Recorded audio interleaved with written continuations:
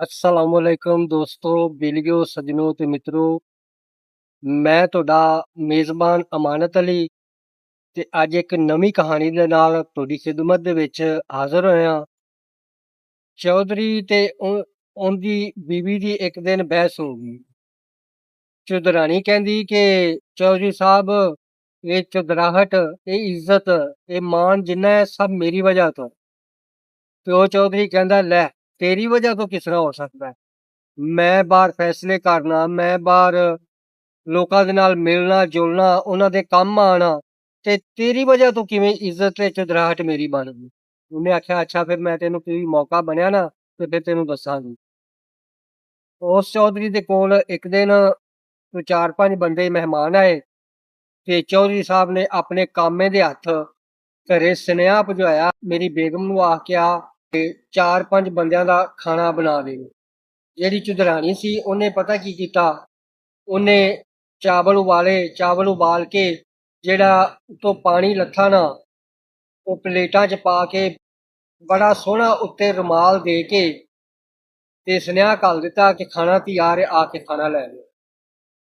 ਕਾਮਾ ਆਇਆ, ਉਹਨੇ ਵੇਖਿਆ ਨਾ, ਉਹਨੇ ਟਰੇ ਚੁੱਕ ਕੇ ਲਿਜਾ ਕੇ ਮਹਿਮਾਨਾਂ ਦੇ ਅੱਗੇ ਰੱਖ ਦਿੱਤੀ। ਜਦੋਂ ਮਹਿਮਾਨਾਂ ਨੇ ਵੇਖਿਆ ਕਿ ਉਹ ਪਰੇਸ਼ਾਨ ਹੋ ਗਏ ਕਿ ਇਹੋ ਜਿਹਾ ਖਾਣਾ ਤਾਂ ਅਸੀਂ ਜ਼ਿੰਦਗੀ 'ਚ ਨਹੀਂ ਖਾਧਾ, ਤੇ ਉਹ ਨਾਰਾਜ਼ ਹੋ ਕੇ ਚੌਧਰੀ ਨਾਲ ਤੇ ਉੱਥੇ ਟੁਰ ਪਏ। ਚੌਧਰੀ ਭੱਜ ਕੇ ਘਰੇ ਆਇਆ ਤੇ ਆਪਣੀ ਬੀਵੀ ਨੂੰ ਬੁਰਾ ਭਲਾ ਆਖਣ ਲੱਗਾ ਤੇ ਉਹਾਂ ਦੀ ਅੱਲਾ ਦਾ ਬੰਦਾ, ਇੱਕ ਮਿੰਟ ਮੇਰੀ ਗੱਲ ਸੁਣ, ਫਿਰ ਜੋ ਮਰਜ਼ੀ ਕਰ ਲਈ, ਪਹਿਲੇ ਜਾ ਉਹਨਾਂ ਬੰਦਿਆਂ ਨੂੰ ਮਨਾ ਕੇ ਤੇ ਵਾਪਸ ਲੈ ਕੇ ਆ, ਤੇ ਅਗਲੀ ਗੱਲ ਫਿਰ ਕਰਾਂਗੇ।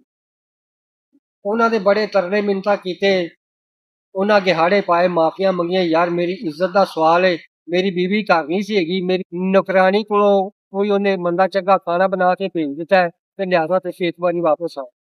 ਉਹ ਵਾਪਸ ਆਉਂਦੇ ਨੇ ਤੇ ਉਹੀ ਚੁਦਰਾਣੀ, ਉਹ ਜਿਹੜੇ ਚਾਵਲ ਉਹਨੇ ਉਬਾਲੇ ਸੀ, ਬੜਾ ਸੋਹਣਾ ਉਹ ਜ਼ਰਦਾ ਬਣਾ ਦੀ, ਨਾਲ ਹੋਰ ਬਿਰਿਆਨੀ ਬਣਾ ਦੀ, ਬੜੇ ਸੋਹਣੇ ਖਾਣੇ ਬਣਾ ਕੇ ਤਿਆਰ ਕਰਕੇ ਜਿੰਨੀ ਦੇਰ 'ਚ ਉਹ ਵਾਪਸ ਆਉਂਦੇ ਨੇ, ਉਹ ਉਹਨਾਂ ਵਾਸਤੇ ਦੁਬਾਰਾ ਭੇਜਦੀ। ਉਹ ਖਾਣਾ ਖਾਂਦੇ ਨੇ, ਐਡਾ ਮਜ਼ੇਦਾਰ ਖਾਣਾ ਹੁੰਦਾ ਹੈ ਕਿ ਉਹ ਉਹਨਾਂ ਨੂੰ ਪਹਿਲੀ ਗੱਲ ਭੁੱਲ ਜਾਂਦੀ ਕਿ ਅਸੀਂ ਸਾਡੇ ਨਾਲ ਪਹਿਲੇ ਕੀ ਹੋਇਆ।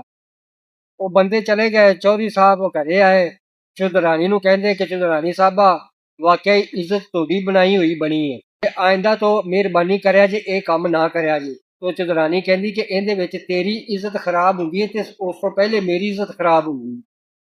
ਲਿਹਾਜ਼ਾ ਦੋਸਤੋ, ਗੱਲ ਕਰਨ ਦਾ ਮਕਸਦ ਇਹ ਹੈ ਕਿ ਬੰਦੇ ਦਾ ਵਕਾਰ ਚਾਲ ਚੱਲਣ ਆਪਣਾ ਹੁੰਦਾ ਹੈ, ਲੇਕਿਨ ਇੱਜ਼ਤ ਬੰਦੇ ਦੀ ਔਰਤ ਬਣਾ ਦੀ।